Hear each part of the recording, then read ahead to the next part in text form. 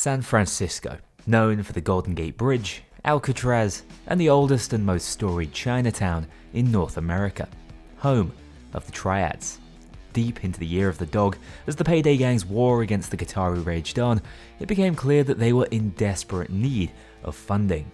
Wars don't pay for themselves, but with Locke playing the ace up his sleeve, calling on Joy to instigate the Shacklethorne auction job, new opportunities blossomed. They didn't always commit crimes to save the world. Once upon a time, it was all about the money. For this is the story of Payday.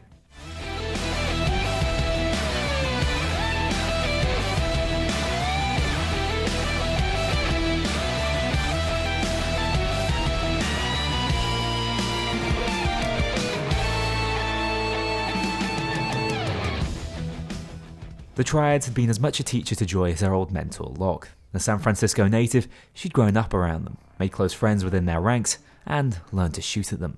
One, now ex-member of the Golden Dagger Triad, Gao Feng, had a particularly close relationship with her. What we know for certain is that he and Joy had waged a war of their own against a rival triad from Macau down in Los Angeles. The reputation she'd earned from those firefights was enough to see her fast-tracked into the Payday gang. Gao Feng, on the other hand, remained a smuggler, one who dealt in illegal fireworks, and now firearms. Having fallen out of favour with his Triad's overboss, he was now flying solo and looking for clients. After the battle at Henry's Rock, it was clear that the crew would need more firepower to stand up to Murky Water's experimental arms. And with Joy's entrance into the Payday gang, suddenly they had a connection to Gao. The weapons he could supply were of the highest calibre, many prototypes themselves that had yet to go to market officially.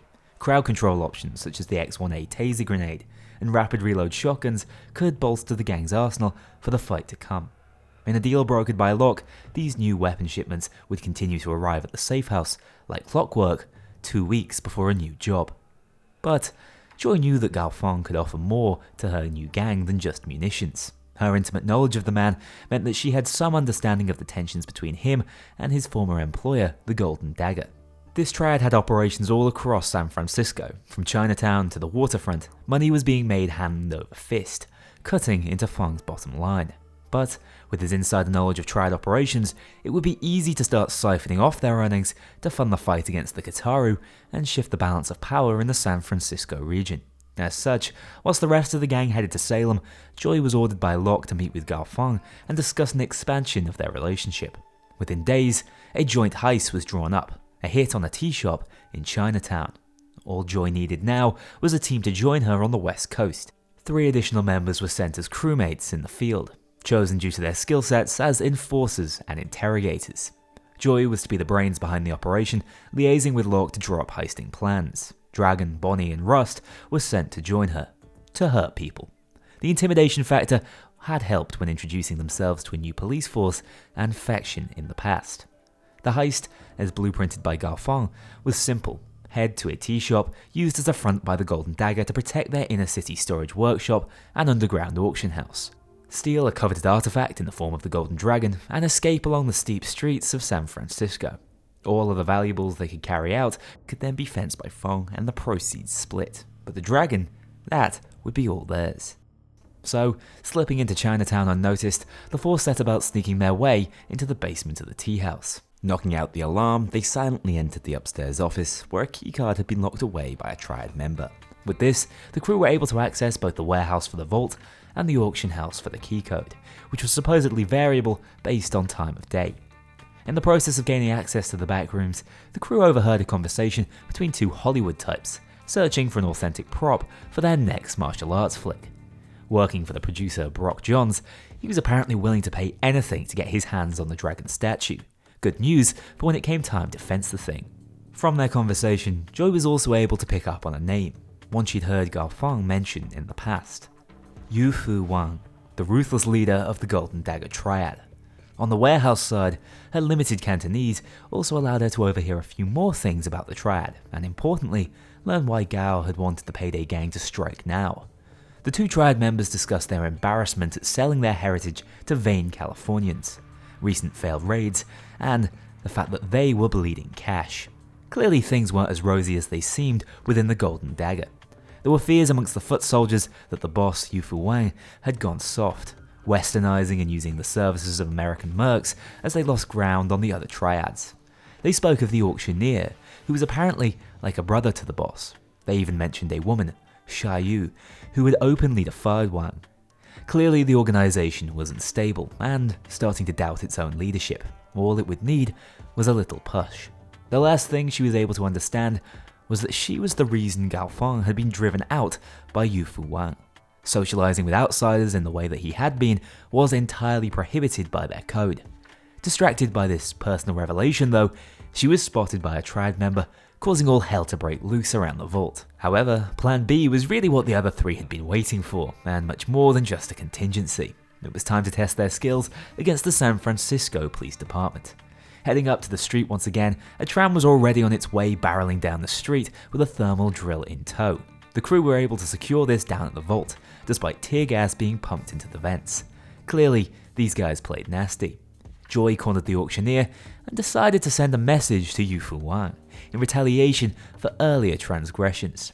Using a blowtorch and crowbar stored with the fresh corpse, they were then able to break down a crude electrical fence and force open the crates with valuable bars of gold and the dragon statue itself. The crates were booby-trapped with C4, but thanks to their explosive expertise, the crew were able to reverse engineer them as a method of escape, blasting through the rear warehouse door and into the back alleys. Loot could then be moved via the sewer system before climbing over the nearby scaffolding and back onto the road for the planned escape. Undoubtedly, that made an impression on Chinatown.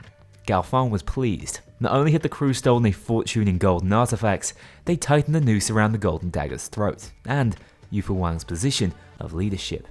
But he warned there would be repercussions. A cornered animal is always more dangerous than a free one, and this had been a double blow for Wang. Not only had they lost their heirloom in the dragon statue, they'd only lost money in the process. Doubters were becoming more vocal, so a reminder of his brutality was in order. Days later, Locke received a call from Gao Feng. One of his inside men at the docks had been made aware of a new prisoner, supposedly a Ukrainian baker. It didn't take long for Locke to work out exactly who was missing. Vlad had been captured by the Golden Dagger and was reportedly being tortured for information on the Payday gang's whereabouts. Vlad had always been a loose cannon, but as suspicions had mounted regarding his part in the Kataru plot, it was impossible to guess if he'd be a loyal ally to the Payday gang under the stress of torture. The gang simply had to act before the Triad could extract any information from him. Once again, the City of Gold Squad, as the campaign had been dubbed, were to head over to the waterfront immediately in the dead of night to rescue Vlad before he jeopardized the gang's future or died for his loyalty. The Triad used several competing shipping companies to move their contraband. The inside man had informed Gao Feng that the prisoner was being held within one of those three warehouses. After dragging the Payday gang into this conflict, Feng took some degree of responsibility by personally organizing for a skid loader to move the likely incapacitated Ukrainian through the docks and to his own pickup boat, making his position and loyalty abundantly clear. The crew selected a loud approach for this one, a blitzkrieg, since they didn't have the time or resources to assess the situation. However, on their way into the compound, they heard yet another Triad member mention this Xiaoyu character. Clearly the seeds of doubt were beginning to spread. The dragon's mouth was open. As the crew commenced the assault on the dockyard, their first objective was to locate Vlad. Taking over the logistics office, they broke directly into the security center, using the in-container cameras to locate their man and ascertain that he was still breathing. Sure enough, he was, clearly falling in and out of consciousness within the confines of this torture chamber. By using the identifiable details, the crew were able to ascertain which shipping company's container Vlad was in, and from that, which warehouse that company's product belonged to. Here, Joy showed her value as an on-site hacker, ECMing a SWAT van turret and drilling her way into the tear gas reserves at the rear. With this, they were able to pump gas into the foreman's office to force access from a Triad member locked inside, locating the crucial keycard to break into the warehouse. Once inside, the Triad's own tools could then be used against them, torching their way into Vlad's makeshift prison and freeing him from his restraints. At a glance though, you could see he'd been through hell. Electrocuted by a car battery, the wounds and burns on his body were not the sort ordinary men live to speak of. Under his breath, they could have sworn he compared it to torture he'd experienced at the hands of a dentist and a politician. Even with whatever power had kept him going this long, the stress of being moved had set him into cardiac arrest. Unfortunately, the Triad's method of torture was contingent on its victim dying and having to be resuscitated, so not 10 meters away was a defibrillator that could bring him around once again. Once stable, despite being under heavy fire from the responding police force, the crew lifted Vlad into Galfang's skid loader, with the cops not daring to shoot at what could be a civilian. Escorting the loader along the dockyard, the crew were met with elite SWAT who had set up choke points at all defensible locations. But with the rolling cover, they were able to keep pushing forwards, clearing a path as they went. From within the bucket of the loader, Vlad audibly ranted. Much of it was nonsense, but his talk of a black cat on the ocean, where much of the Triad's wealth was stored, prompted a response from Locke. Clearly Vlad had overheard something, even if it didn't make any sense on the surface. Locke requested that the gang hack the IT room server at the harbour office for details on Triad vessels, which could be leveraged in revenge for their treatment of Vlad. There was one other thing they picked up from his barely conscious babble as they held out at the office for intel though. If I die, Dallas should speak to Hyrdin. He will tell you. They know. They know everything, the little birds. They will take it all and kill you. Something about it didn't sound like an empty threat. Neither did it sound like Vlad was talking about the Triad. In any case, life and death right now depended on getting to Galfang's boat in one piece. Pushing again towards the dock as Locke was about to call in for pickup, comms was suddenly interrupted. The voice on the other end belonged to none other than Yufu Wang. My name is Yufu Wang. You don't know me. In the interest of saving us all a lot of trouble, I will give you an opportunity to return what you've taken and pay reparations to my organization. One opportunity, no more. This communication hack was the very first CrimeNet breach since Locke's own. Impressive, yet strangely, Wang was suing for peace. As if 5 million and the dragon statue mattered to the Payday gang. Clearly, he was on the ropes and desperate to save face via any means necessary. This call had the opposite intended effect, hardening the gang's resolve as they found a batch of contraband fireworks to call Galfang in manually for the rescue.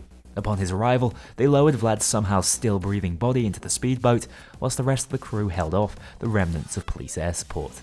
As they fled the scene, Joy pulled out a tape she'd found within Vlad's container, seemingly a recording of his torture. After all, they couldn't just take his word for it that he'd been able to keep his mouth shut with what they put him through. What the gang heard left them ashamed to have ever doubted the resolute Ukrainian. It detailed Yufu Wang and his underboss, Won Shun-kang, torturing him relentlessly to within an inch of his life. Yet Vlad still found the time for a racist joke. Now, Vlad had another on his hit list, and the crew could tell that Wang was running out of people he could trust. One more push may be all it would take to see the Mountain Master's kingdom crumble around him, and thanks to Vlad's slightly cryptic intel, their next steps were obvious. With the data they'd acquired, Galfang was able to confirm that there was, in fact, a black cat. It was the name of a vessel, owned by the Golden Dagger, home to the most exclusive clientele, and a high-roller casino, the linchpin of the Triad's operation. Not only that, it was also discovered that Yufu Wang was moving his most trusted underboss, Jun Kang, to the ship alongside much of the Triad's wealth to keep it safe from the Payday gang, who'd have the gall to attack a waterborne vessel after all. Well, bearing in mind who was on board, the gang didn't really have any choice in the matter. Vlad was paying. Hitting a casino, let alone one at sea, was the sort of operation that required all of the resources the crew and Galfang could muster. An inside man was set up amongst the bar staff within the casino, allowing the crew seamless entrance to the ship from the dock without having to carry live weaponry on board. Further intel was gathered on the 2 high-profile Golden Dagger members that would be joining them for their cruise. Jun Kang, an enforcer as they already knew, was eminently loyal to the leadership and would likely be overseeing the casino and vault personally. Li Deng, the usual manager of the casino, held his position due to historic ties with Yufu Wang. He was not held in high regard by the regular members of the Triad due to his proclivities for women and alcohol. He'd likely be found in the massage parlour, seeing Kang's presence on the boat as an excuse to drop his guard. To enter the vault silently, the crew needed a code from Deng, but it was unlikely Vlad would let them leave without a little retribution for Kang too. Fortunately, in his paranoia, Wang had tightened vault security, meaning Jun Kang's handprint would also be required, so it wasn't an unnecessary risk for the gang. Once they'd ascertained the whereabouts of their weapons, they headed to the front of the boat where Deng's drink had just been spiked by an insider. The gold-toothed womanizer was an easy target once he entered the bathroom alone, and the crew were able to access his safe with the vault codes easily after dispatching of him. At the opposite end of the boat was the casino where Kang was held up. On their way over, Joy spotted a pair of familiar faces discussing their next movie. How unlucky do you have to be to get caught up in 2 Payday gang robberies in as many weeks? Moving into the casino, it appeared that Jun Kang was preoccupied, attending a leadership meeting that allowed the crew to finally put faces to names. On the left was Yufu Wang, leader of the Golden Dagger. On the right side of the video call, Xiaoyu, the upstart that they'd been hearing about since the tea shop hit. Their differing opinions were clear from the conversation, as the crew set up a bug to listen in. Xiaoyu was calling for greater security on the ship, astutely recognizing it as the Payday gang's next target, whilst Wang saw that move as a sign of weakness and fear. A prideful decision he'd soon live to regret, as the crew decided now would be the perfect time to break stealth and kill Jun Kang in plain sight of his master. Except, they'd underestimated the strength of the bulletproof glass he was protected by. However, ingenuity prevailed when the crew used thermite to burn through the cables holding the boat's ornate chandelier in place, using it as a battering ram to shatter the glass and finally get to the unarmed Kang. Once he was put down, it became clear why he may have an issue firing a gun. The handprint required from him was from an entirely prosthetic limb. As such, they used a combination of it and the code they received from Deng to force open the vault door and started to unload bags of cash as the Coast Guard arrived in response to the gunfire. To add insult to injury, once they'd secured a nice profit for the job by throwing the money overboard for Gao Feng to pick up, the crew began to burn the rest of the money, noting that pride seemed to be as important to Yufu Wang as wealth. The ensuing gunfight was exceptionally close quarters as special forces abseiled in from the upper deck and rushed the corridors, but the crew were quick to move to the front end of the boat, acquiring cans of diesel to signal the helicopter. In a moment of inspired brilliance, they poured the fuel to spell out a phrase that would remind the Coast Guard and the Triad exactly who they were dealing with, escaping via chopper out from the city boundary. With their prize asset up in flames and seized by the police, the Triad was on its knees. This war they'd chosen to wage was ruining them both financially and with regards to their reputation. Yufu Wang was moving quickly to secure the loyalty of his inner circle, but did not fully appreciate the precariousness of his position, even prior to the Payday gang's intervention. He'd failed to embrace either the West or retain the traditionalist approach, and as a result was losing support from both sides of the table. Meanwhile, Xiaoyu, who had notably not hung around to watch the destruction of the Black Cat, was on the move.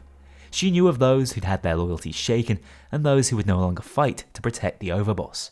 The Mountain Master was almost completely exposed, and a young girl was ready to crush the dragon underneath his own mountaintop. In confidence, she contacted the Payday gang directly, detailing her history, position, and intent. Born in Macau, she'd ran for the Triad since the age of 8, moving to the US to oversee the smuggling operations between Hong Kong, Singapore, and San Francisco once she was recruited by the Golden Dagger. This meant she had no inherent loyalty to Yufu Wang, which made her, pragmatist like her, exceptionally dangerous to his regime. In the days following the Black Cat heist, she'd ensured majority support from the Triad's inner circle for a coup. With the Payday gang as their weapon, uniting the two groups, this faction could replace Wang and finally bring peace to the Triad. Not wanting a war on two fronts to continue, it made ultimate sense to follow along with her plan, especially when it meant getting paid in gold and taking Yufu Wang's life at the end of it all. Whilst the choice was there for the City of Gold team to make, it was in the gang's overall interest to go in loud here. This would weed out the remaining Wang loyalists within the Golden Dagger, prove their strength to the new leadership they would be installing, and make it clear that the new leadership of the Triad owed its prosperity to the Payday gang for all to see. There was more to it than just riding up an elevator and shooting the Mountain Master where he stood though. Wang's paranoia had extended to his own residence, making it impossible for even Xiaoyu's level of clearance to get the gang up to the penthouse. They also needed access to important account details to smooth out the transition of leadership and continuation of Triad operations. As such, Lot planned for a manual ascent, using tools placed by an inside defector to aid the operation. Bursting straight into the main lobby, the crew needed to manually lower and freeze the elevator to guarantee a clear shaft upwards. They used the lobby computers to hack into the building's security system, brute forcing it with one of Lot's security devices, before heading briefly into the basement to pick up a planted crowbar to force the lift doors open. From there, it was simply a case of calling the elevator down to the basement before pulling the power to prevent it from moving whilst they ziplined to the upper floors. By this point, news of the attack had reached Yufu Wang, who made the call that running away would be the last straw for his leadership. Instead, he chose to bunker down and prepare for a fight, realizing someone on the inside must have instigated this. As the gang forced their way out of the vents using a manual generator to get the lift moving once again, they spotted a familiar civilian cowering in the corner. Seems our C-list Hollywood producer was planning on securing some triad funding for that big shark movie he was working on. Not one of the gang's top priorities, so they instead turned their attention to calling the lift back up and attaching steel wire to it and the locked penthouse door. By shooting through the cables, they caused it to plummet back down to the basement, violently tearing the door off in the process. Sadly, Wang seemed to have fled to the rooftop, but his all-important hard drive was reportedly here, locked away behind a bookshelf. After tearing the place apart, they found the secret door, drilling through its iron bars, and securing the hard drive for decryption at a later date. Now, Wang was the only remaining objective. Shai had mentioned that in his arrogance, he kept a fully functional Purser's sports car in the main lobby. As such, she instructed the triad member loyal to her to leave a jack, gasoline, and the car keys nearby, allowing the gang to prep the vehicle to drive autonomously straight through Wang's front door. This was some sight to behold, with many of his remaining supporters surrendering straight out of the meeting room. But Wang himself was resolute. He'd headed to the rooftop armory and donned his ornate juggernaut suit, turning himself into a tank that seemed to be almost impervious to bullets. His flamethrower and the Molotov scorched the concrete around the gang, but for all his defense, he lacked any form of maneuverability. So the crew divided his focus and finally placed a lethal shot between his plates of armor. The Mountain Master had fallen, but that didn't make his mountain any more peaceful just yet. The San Francisco Police Department would continue to descend on the skyscraper until the crew were dead or in custody. However, there was gold hidden inside the walls, which was Shai's gift to the crew for their part in her ascension. Hidden behind dressers and locked with genset key readers, the gang started to move their loot whilst holding off the cops. Eventually, the suite was cleared out. Any remnant of Yufu Wang's time as the Golden Dagger's leader had gone with it, and the four conquerors of the City of Gold could climb aboard the escape chopper and flee San Francisco until things quieted down. The money they had brought in over the past few weeks would go far in maintaining gang operations, all whilst the secret hunters looked to rescue Bane and silence the threat of the Kataru. The connections they had made in the process would likely be even more invaluable in the days to come. Yet, there were still fights to be fought, not only at Hell's Island, in Mexico and the White House. Texas was also calling, a place of some significance to a pair of brothers we know all too well.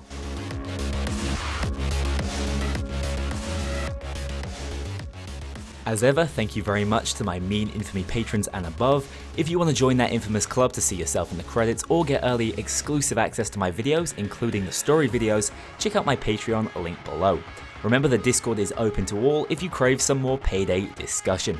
Thank you very much for watching this video, and I'll see you all very soon for the next one.